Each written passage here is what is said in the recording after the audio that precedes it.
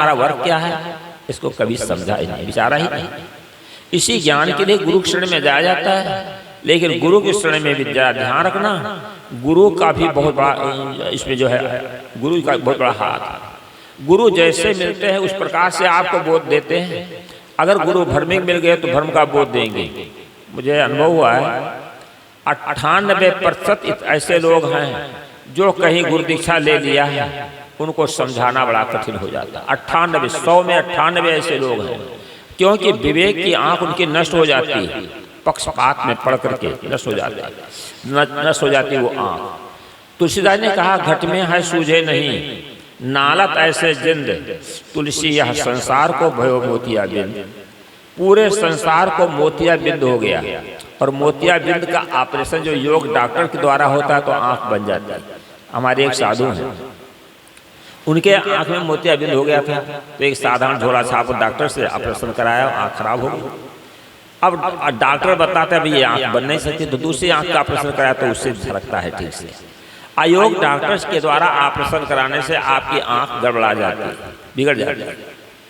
उसी प्रकार से जो बाएं आंखें दो हैं उनका तो ऑपरेशन कराते हैं अच्छे डॉक्टर के पास, लेकिन जो आंतरिक आंख है विवेक और विचार की, उस आंख का ऑपरेशन सत्संग के द्वारा, सदगुरु के द्वारा होता है।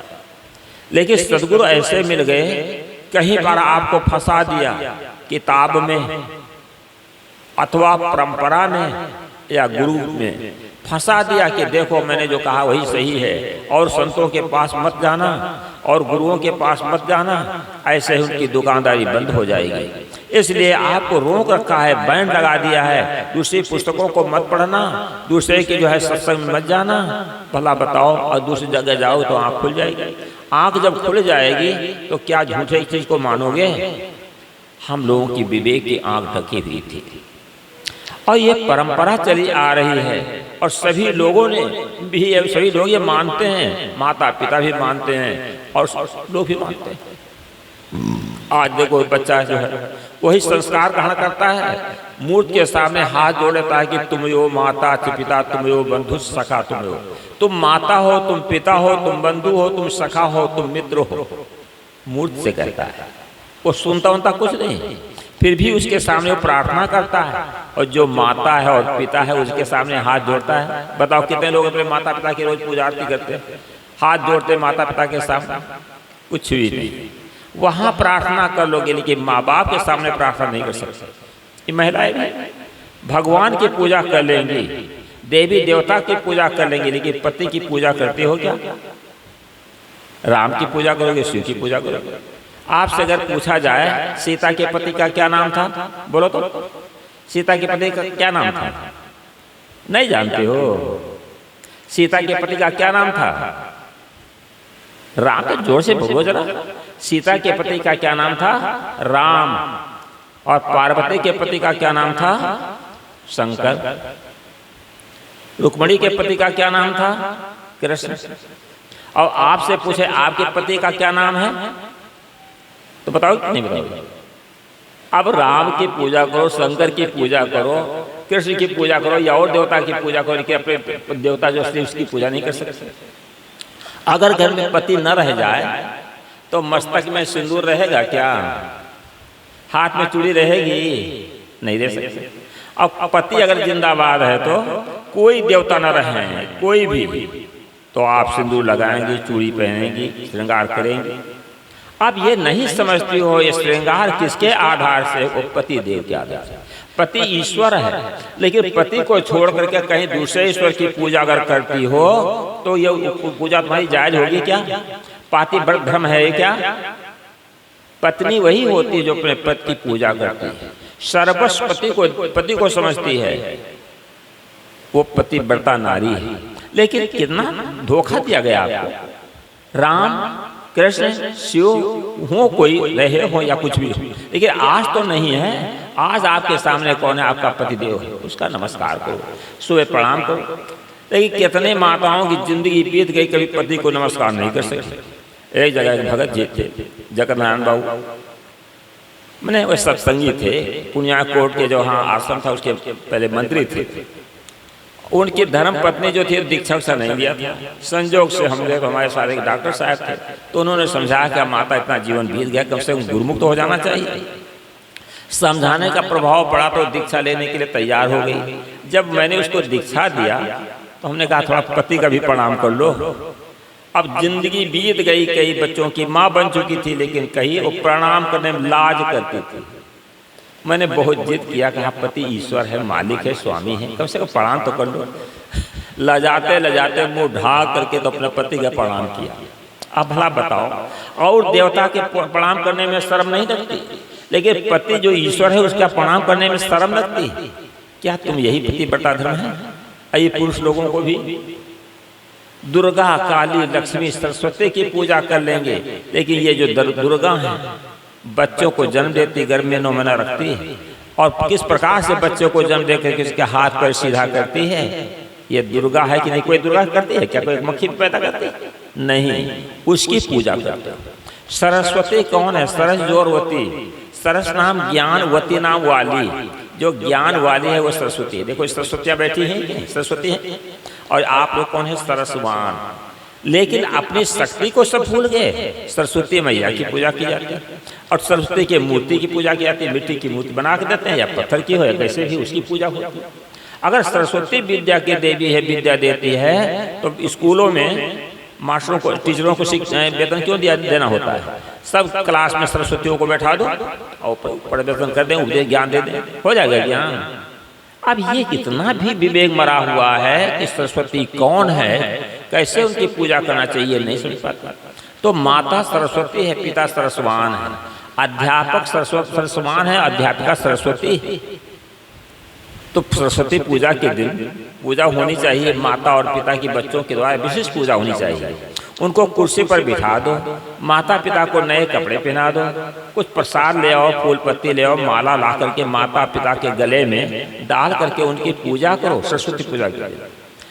और स्कूल में जो पढ़ाते हैं शिक्षक है या शिक्षिका है, तो जो पैसा चंदा करके सुंदर साड़ी ला करके अपने अध्यापका को पहना दो, अध्यापक के लिए भी कुछ कपड़े बनवा दो, और सभी बच्चे मिल करके उनके गले माला पहनावें, फूल चढ़ावें, और उनका प्रणाम करें, आरती पूजा करें। कई पूजा करने वाला है कोई? ये बूढ़ा सकल समाज शिक्षक लोगों को भी दिमाग उसी प्रकार से ये शिक्षा नहीं दे पाएंगे कि सरस्वती कौन है, सरस्वान कौन है। अब ये क्या विवेक उनके पास है? ये विवेक की आंख डस हो चुकी है। क्यों? सदगुरु नहीं मिले उनको। इस कारण से, सदगुरु न मिलने के कारण से आदमी भटकता है।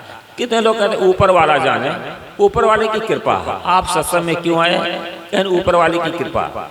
और जिनको सत्संग में जो नहीं आ पाता तो कहते ऊपर वाले की कृपा। ऊपर वाला पक्षपाती है। एक कसाई है, जुआरी और शराबी है, तो ऊपर वाला क्यों नहीं कृपा कर देता है कि वो भी सत्संग में आ जाए? देखिए ये सब पूरा भ्रम ऊपर वाले पर डालते हो, और भीतर वाले की तरफ ध्यान नहीं देते। अरे भीतर वाले पर ध्यान दो, तो विवेक की आंख खुल जानी चाहिए। एक बहुत ही कबीरपंथी घर की लड़की रही होगी, जब ससुराल में जाती है तो सास का पहले प्रणाम करना चाहिए।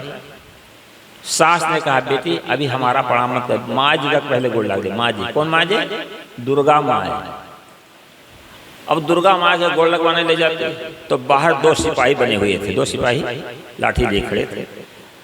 वो डरते हुए कही माँ देखो सिपाही खड़े हैं लाठी लिए, अभी लाठी कहीं मार देंगे तो कपार फट जाएगा। दोनों तरफ खड़े, एक तरफ नहीं, दोनों तरफ से खड़े।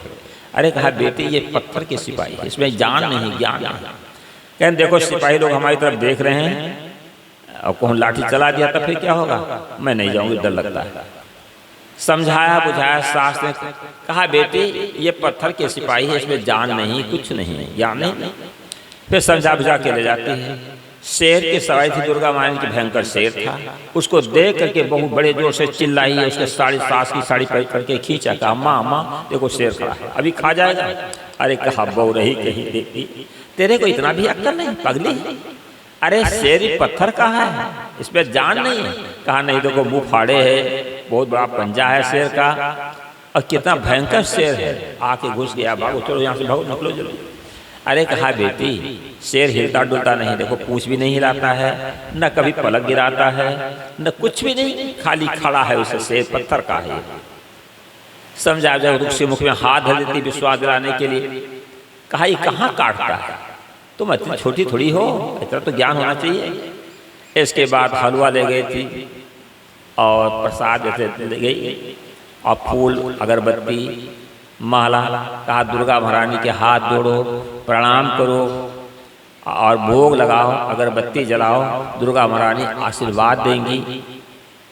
तब बहू के कान की तरफ इशारा करती कि कान में छेदा है नहीं, है छेदा उसमें, एकदम खाली ऊपर से कान बना दिया गया और कहा कि ये सुनेगी प्रार्थना कैसे, अगर किसी के कान में गड़बड़ी हो जाए तो यंत्र वगैरह लगा देते हैं, तो दुर्गा महारानी के अगर यंत्र लगा भी दिया जाएगा तो भी सुनेगी क्या। कहे वोट केवल बनी है, केवल वोट, और वोट के अंदर न तो जिहवा है इसके पास, न मुंह खुलने वाला पत्थर के ऊपर बना दिया गया है दुर्गा महारानी, और ये नाक में भी छेदा नहीं है इसके। ये अगरबत्ती सूंघेगी कैसे और ये खाएगी कैसे और सुनेगी कैसे। जो पत्थर था नीचे शेर बना दिया गया, बड़ा सा पत्थर था, उसको नीचे काट करके शेर बना दिया गया, ऊपर दुर्गा महारानी बना दी गई। अभी आपने कहा था जो पत्थर के सिपाही हैं उसमें जान नहीं है, खड़े हैं, वैसे बना करके उसको केंद्र रख दिया गया। और ये दुर्गा शेर भी नहीं काटता है, नहीं खाता पीता है, तो ये माता, ये दुर्गा माता कैसे सूंघेगी, कैसे खाएगी और कैसे कि आशीर्वाद में देगी। बात समझे कि नहीं समझे। तब सास को ज्ञान होगा। कहा ये पत्थर पूजने के लिए यहाँ क्यों लाए, घर में पूछते। एक विचार को विवेक जगाओ, अगर ये विवेक जग जाए तो सच्ची पूजा करोगे। सास देवी है, ससुर देवता है, पति देवता है। बोलो सद्गुरुदेव की।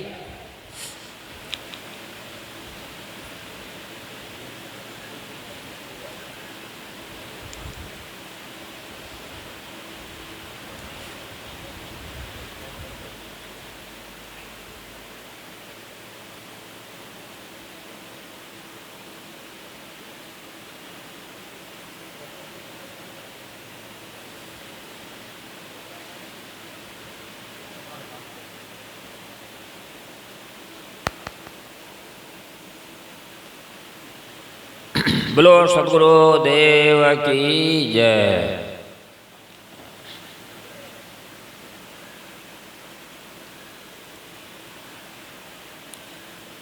बैठ जाइए सब लोग शांत होकर के। तो ये विवेक की आंख खोलने की आवश्यकता है। आप ये जानते हैं कबीर विचार मंच है, यहाँ इस मंच से संतों के जो विचार सुन रहे हैं, भजन सुन रहे हैं, दृष्टांत वगैरह सुन रहे हैं, आपको कैसे लगता है। विचार करें, स्वयं विवेक करें। अगर आप निष्पक्ष हैं तब आप विवेक कर सकते हैं। गुरु के पक्ष, परंपरा का पक्ष और किताब का पक्ष अगर पकड़ लिया तो सत्य आपका द्रोहित हो जाएगा, सत्य का लाभ ले नहीं सकते और आपकी विवेक की आंख खुल भी नहीं सकती। इसलिए निष्पक्ष होकर के शुद्ध भाव को लेकर के सत्संग बैठो और सुनो। कहीं अगर किसी को कोई प्रश्न भी हो, संतों के पास जाकर के उसको प्रश्न को करो। सुन लोगे, सुन करके चले जाओगे, लेकिन जहां के तहां ही रह जाओगे। जो मानते हुए जिंदगी बीत जाएगी, मानते मानते बूढ़े हो जाओगे, शरीर छूट जाएगा, लेकिन वो भ्रम से भूल तुम्हारा आपका दूर नहीं हो सकता। लेकिन परखे परखावे सदा सत्संगत के बीच, ताको हमारी बंदगी किंचित रहे न कीच। परखे और परखावे, परख परखावन जीवन केरा या व्यवहार यथार्थ निवेरा, है ना। परखे और परखावे, बाजार जाते हो सब्जी खरीदते हो, परखते हो, कोई सामान खरीदते हो, परख करके लेते हो। तो यहाँ सत्संग में आते हो तो यहाँ नहीं परखो, जो कुछ सुन जाओगे मानते चले जाओ, धोखा हो जाएगा। परखने होना चाहिए। एक छोटा सा उदाहरण कहकर बात समाप्त करूंगा। एक व्यक्ति था, एक तोता को बेचता था, तोता को पढ़ा दिया था इसमें क्या संदेह, तो तोता रट लेता है और वहां बाजार में रख करके बेच रहा था। लोगों ने पूछा तोता की कीमत, कहे 1 लाख रुपया। कहे तोता की कीमत 1 लाख रुपया। कहा ये तोता बहुत बड़ा विद्वान है, 4 वेद 6 7 18 पुराण 108 उपनिषद पुराण बाइबिल हदीस रामायण के 10 कुछ जानता है। तो सेठ लोग धनवान होते हैं, तो 1 लाख रुपया सबके पास नहीं जो खरीद सके, तो सेठ जी ने सोचा इस तोते को खरीद लेंगे तो सारी समस्या हल हो जाएगी। इस साधुओं को बुलाते हैं, ब्राह्मणों को बुलाते हैं, पाठ वाठ करवाते हैं, और ये तोता रामायण का पाठ, गीता का पाठ, वेद का पाठ, कुरान का पाठ, बाइबल का पाठ करता रहेगा। एक ही तोता खरीदने से सारी समस्या हल हो जाएगी। अब सेठ के पास विवेक तो नहीं था, यही तो क्या किया, 1 लाख रुपया दिया और तोता को खरीद दिया। सेठ को बड़ा अहंकार था कि वाह मैंने ऐसी वस्तु खरीदी है, ऐसा दुनिया में कोई नहीं जानता, किसी के पास नहीं होगा। तोता बहुत बड़ा विद्वान है, सभी शास्त्रों का, वेद पुराण, कुरान भाई के वेद का भी जान जाता है। घोषणा कर दिया जिसको जो प्रश्न करना है वो तोता से आकर प्रश्न कर सकता है, तोता समुचित उत्तर देगा। एक रामायणी जी पहुंच गए, कहा तोताराम तुम रामायण जानते हो? तोता कहता है इसमें क्या संदेह। रामायणी जी ने सोचा कि तोता रामायण जानता, अगर ये प्रश्न कर दिया तब हम उत्तर नहीं दे पाएंगे, तोता से हारना अच्छा नहीं। अहंकार था उसको रामायण के ज्ञान का, वो बेचारा चला गया। सेठ का और अहंकार पुष्ट हो गया। मौलवी साहब पहुंच गए कि तोताराम तुम कुरान जानते हो? तोता कहता है इसमें क्या संदेह। मौलवियों को भी अहंकार था कि मैं कुरान का ज्ञाता हूँ, ये कहीं अगर ये प्रश्न कर दिया हमने उत्तर दे पाएंगे, वो भी बेचारा चुपचाप चला गया। अब सेठ का अहंकार और पुष्ट हो जाता है। एक महात्मा जी कोई विवेकी संत थे, घूम रहे थे, कहे बाबा जी ये क्या दही चूड़ा चाटते घूमते हो? हमारे पास एक तोता है, उससे जो प्रश्न करोगे उत्तर देता है, किसी भाषा में किसी चीज की प्रश्न करो तो उत्तर देगा, समुचित उत्तर देगा। महात्मा जी ने सोचा कि तोता इतना बड़ा विद्वान नहीं हो सकता है। अरे कहा प्रत्यक्षम के प्रमाण चल करके देख लो, पूछ लो तोता से जो प्रश्न करना है। महात्मा जी कहा तोताराम तुम रामायण जानते हो? तोता कहता है इसमें क्या संदेह। महात्मा जी ने कहा अच्छा बताओ रामायण का पहला दोहा क्या है? कहा इसमें क्या संदेह। अरे कहा संदेह तुमको नहीं, हमको तो है, बताओ क्या दोहा, पहला दोहा। कहें देख वेद का पहला मंत्र बतलाओ क्या है, बताओ तो। कहा इसमें क्या संदेह। कुरान की पहली आयत क्या है? कहा इसमें क्या संदेह। महात्मा ने जजमेंट दिया कि तोता कुछ नहीं जानता, केवल इतना रटा हुआ, इसमें क्या संदेह। सेठ अहंकार में जो पूरे थे पिचक गए।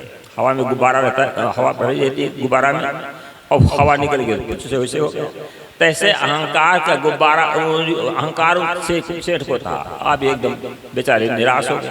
कहा तोताराम तुम कुछ नहीं जानते हो? तोता कहता है इसमें क्या संदेह। कहे क्या मेरा 1 लाख रुपया पानी में चला गया? कहा इसमें क्या संदेह। अब भला बताओ हमारा जीवन ही बेकार हो जाता है, जड़ की पूजा करते करते भूल में पड़े रहते हैं। इससे होशियार हो, सावधानी बरतो, परख करके लो, परख करके ही जो अच्छी चीज लगे उसको लो, गलत चीज को छोड़ दो। हम भी बोलते हैं इसमें ही परख लेना। संतों की वाणी को परखना, किताबों की वाणी को परखना, नहीं तो उसी प्रकार शेर के शरीर का धोखा खाना पड़ेगा। इसलिए पारख बिन परिचय नहीं, बिन सत्संग न जान, दुविधा तज निर्भय है सोई संत जान। बहुत सी बातें हुई, आप लोग मेरी बातों को ध्यानपूर्वक सुना, आप लोगों को धन्यवाद है। अब और भी संतों के द्वारा विचार सुने, लेकिन निष्पक्ष होकर के सुनना, तब विशेष लाभकारी होगा। बस बोलो सद्गुरुदेव की जय।